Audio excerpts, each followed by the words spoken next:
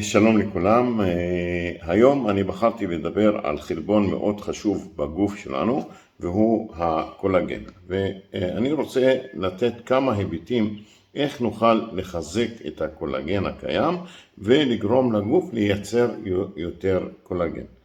הקולגן הוא חלבון עיקרי בגוף שלנו, הוא נמצא בעור, בשיער, נמצא בפרקים, בסחוס, בעצמות, בשרירים, בגידים, וירידה ברמה שלו יכולה לגרום לקמטים, לכתמים, לצלוליטיס, כאבי פרקים, כאבי שרירים, כאבים בגידים וכך הלאה.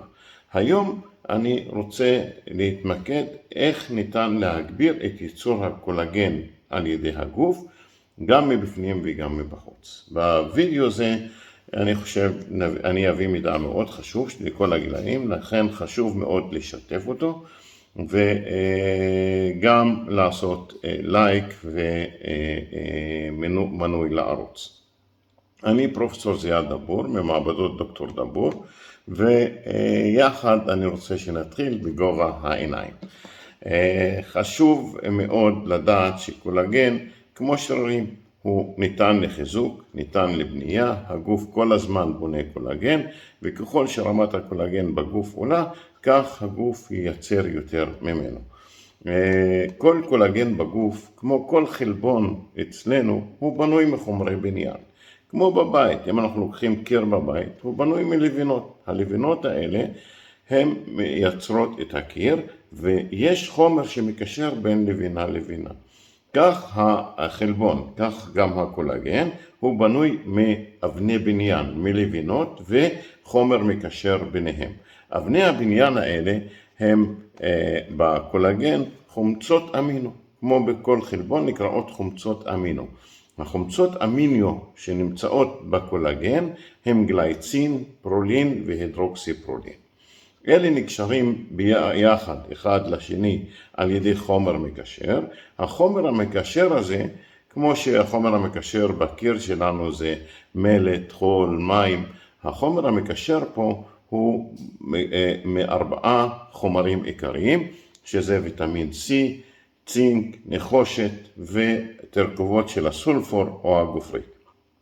אז בכדי לייצר קולגן אנחנו צריכים 3 אבני בניין, שהם גלייצין, פרולין והידרוקסיפרולין, וחומר שמקשר ביניהם שהוא בנוי מוויטמין C, צינק, נחושת ותרכובות הסולפור.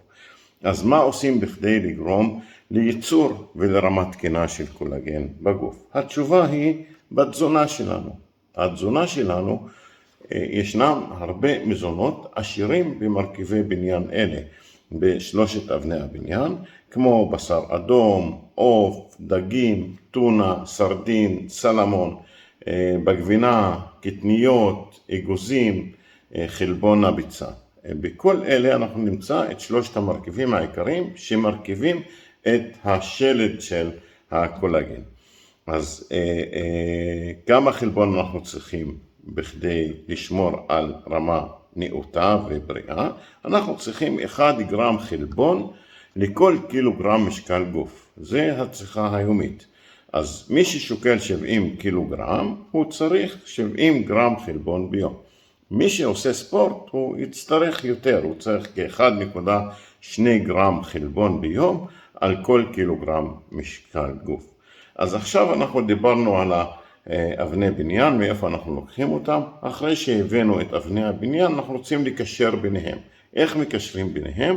אמרתי בעזרת 4 חומרים. הראשון בהם הוא ויטמין C. אז ויטמין C, ההמלצה שלי האישית, אני מגדל ירקות בגינה שלי, היא לקחת דברים פשוטים. הדבר הכי פשוט שיש לנו זמין כמעט בכל בית זה פלפל ולימון. אז ואלה חומרים שנותנים לנו את הכמות המספקת של ויטמין C. אז ויטמין C אנחנו יודעים שהוא מהווה נוגד חמצון מאוד מאוד חזק, מנטרל חומרים מחמצנים. החומרים מחמצנים הם גם טריגר לסרטן, הם מחמצנים חלבונים, מחמצנים שומנים, מחמצנים חלבונים וכך הלאה. ומחסור בוויטמין C יכול ליצור קמטים, עור רפוי, דימום חניכיים, חבורות וכך הלאה. לכן ההמלצה שלי פלפל ולימון. הדבר השני, אנחנו יודעים שיש הרבה תוספי תזונה של ויטמין C, וכל אחד מציע לנו תוסף כזה ואחר, אבל דעו לכם כי מחקרים מראים כי ויטמין C מהמזון הוא הרבה יותר טוב מאותם תוספים שממליצים אלינו, ולכן תאכלו פלפל ותשתו לימון. המרכיבי סולפור, הגופרית, המרכיב השני בחומר המקשר, המקור העיקרי שלהם שום, אז תוסיפו שום לתזונה שלכם. והדבר האחרון, אנחנו צריכים זינק ונחושת. זינק הוא נמצא בבשר האדום, בעוף, בשעועית. נחושת נמצא בכבד, אגוזים, שקדים, קשיו, גרעינים כמו חמניות, סומסום, וכמובן בשוקולד שעשיר בחמאת קקאו. כך אנחנו עוזרים לגוף לייצר קולגן.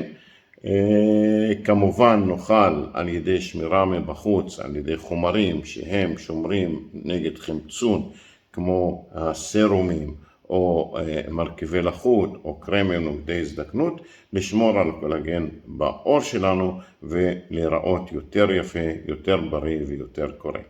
בווידאו הבא אני אדבר על מאכלים אשר שומרים על הקולגן אשר נוצר בתיאבון לכולם.